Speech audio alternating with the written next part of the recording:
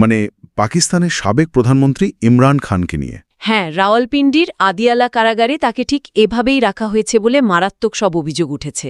আর এই নীরবতা থেকেই কিন্তু জন্ম নিচ্ছে ভয়ঙ্কর সব গুজব। আমরা ২৬শে নভেম্বর ২০২৫-এ প্রকাশিত একটা রিপোর্টের গভীরে যাব। ঠিক, যে রিপোর্টটা ইমরান খানকে ঘিরে তৈরি হওয়া এই রহস্যময় পরিস্থিতিকে তুলে ধরেছে। আমাদের লক্ষ্য শুধু ঘটনাগুলো জানা নয়, বরং এর পেছনের কৌশলটা বোঝার চেষ্টা করা। কেন এই বিচ্ছিন্নতা, পরিবারের ওপর হামলার অভিযোগ কতটা গুরুত্বপূর্ণ, আর এই সব কিছুর মাধ্যমে আসলে কি বার্তা দেয়া হচ্ছে। চলুন এই ধোঁয়াশার জালটা একটু একটু করে খোলার চেষ্টা করি। এই প্রতিবেদনের যে বিষয়টা আমাকে সবচেয়ে বেশি নাড়া দিয়েছে তা হলো ইমরান খানের মৃত্যুর গুজব। ভাবা যায় একজন সাবেক প্রধানমন্ত্রীর ব্যাপারে এমন একটা খবর সোশ্যাল মিডিয়াতে দাবানলের মতো ছড়িয়ে পড়ছে, আর কর্তৃপক্ষ প্রায় পুরোপুরি চুপ। এটা কিভাবে সম্ভব হলো? এর উত্তরটা হয়তো লুকিয়ে আছে যাকে বলে ইনফরমেশন ভ্যাকিউম বা তথ্যের শূন্যতা। তথ্যের শূন্যতা? হ্যাঁ, যখন কোনো গুরুত্বপূর্ণ বিষয়ে নির্ভরযোগ্য কোনো তথ্য পাওয়া যায় না, তখন কি হয়? সেই খালি জায়গাটা পূরণ করতে ছুটে আসে গুজব, ষড়যন্ত্র তত্ত্ব। আচ্ছা। রিপোর্টে তো স্পষ্ট করেই বলা আছে ইমরান খানের পরিবারের সঙ্গে তার দেখা সাক্ষাৎ ৩ সপ্তাহেরও বেশি সময় ধরে বন্ধ। ৩ সপ্তাহ? হ্যাঁ, আইনজীবীরাও দেখা করতে পারছেন না। অর্থাৎ বাইরের দুনিয়ার সাথে তার যোগাযোগ প্রায় শূন্য। এই পরিস্থিতিতে তার লক্ষ লক্ষ সমর্থকের মনে তো একটাই প্রশ্ন ঘুরবে, তাই না?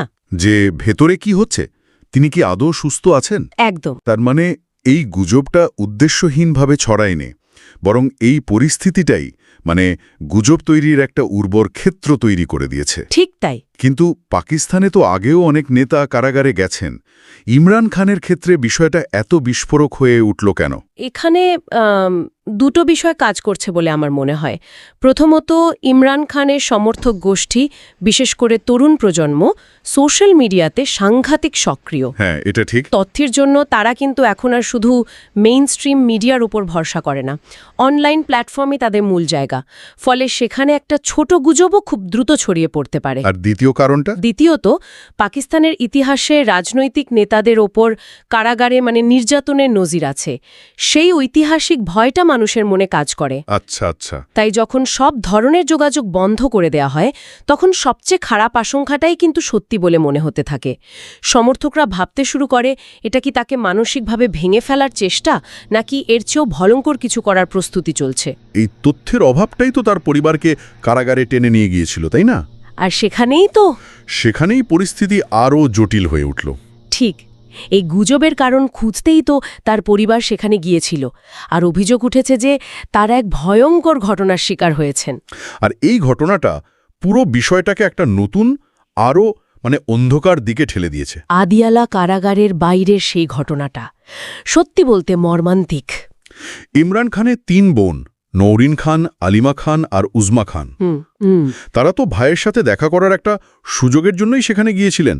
এটা তো কোনো রাজনৈতিক সমাবেশ ছিল না, ছিল পরিবারের সদস্যদের একটা আকুতি। কিন্তু তার জবাবে যা ঘটল অভাবনীয়।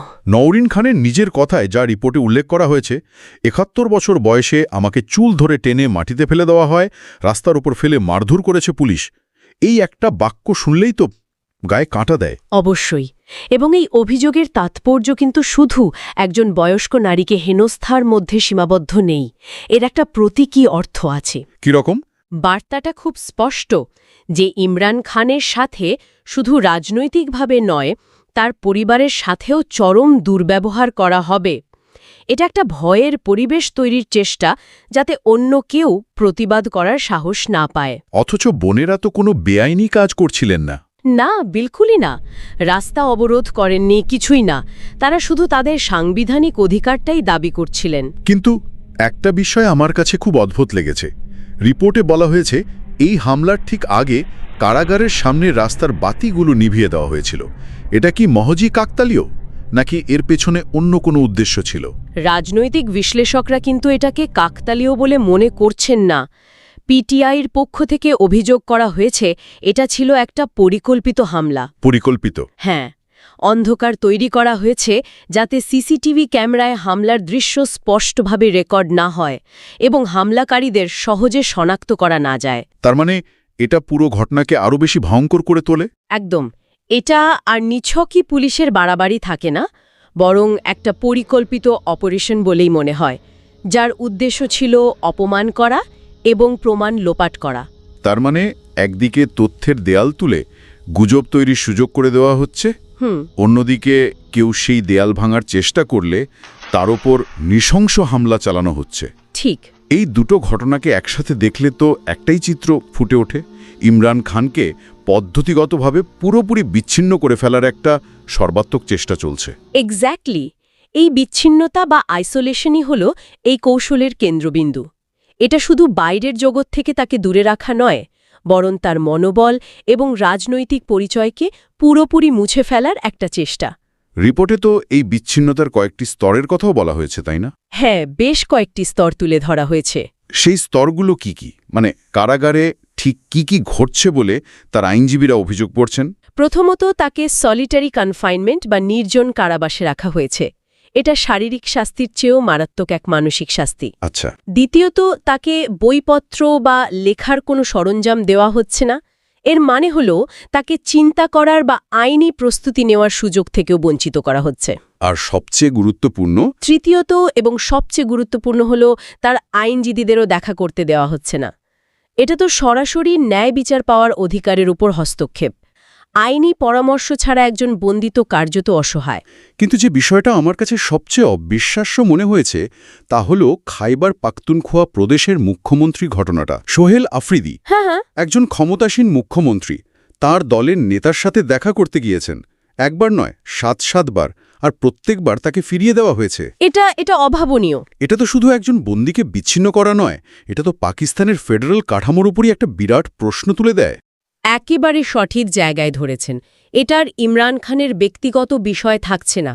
যখন একজন নির্বাচিত মুখ্যমন্ত্রীকে কেন্দ্রীয় সরকারের একটা প্রতিষ্ঠানের গেট থেকে বারবার ফিরিয়ে দেওয়া হয়, তখন এটা প্রাদেশিক সরকারের ক্ষমতাকে সরাসরি চ্যালেঞ্জ করার শামিল।